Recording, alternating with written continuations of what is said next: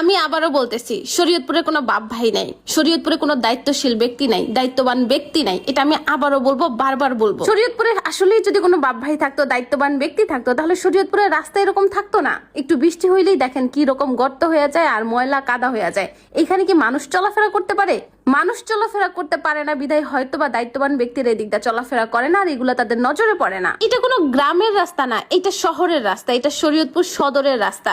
আপনি দেখলে মনে করবেন কোনো ডাস্টবিনের ভিতরে দাঁড়ায় আছেন। হ্যালো শরীয়তপুরবাসী, আসসালামু আলাইকুম। আমি এখন আছি শরীয়তপুর সদরের বাস স্ট্যান্ডে। আর বাস স্ট্যান্ডের রাস্তাটা দেখেন কেমন কাদা, পানি, এই দিকে তাকানোই যায় না বৃষ্টি আসলে।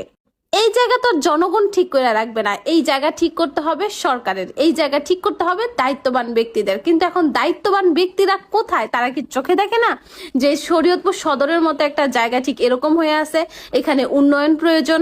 সবাই শরীয়তপুরের রাস্তা নিয়ে কথা বলতেছে, সবাই বলতেছে তাদের রাস্তার প্রয়োজন, কিন্তু আমি জানি না এখনো পর্যন্ত কোন কারণে, কাদের দায়ে, কে দায়ী যাদের জন্য এই রাস্তাগুলো এখনো পর্যন্ত ঠিক হচ্ছে না।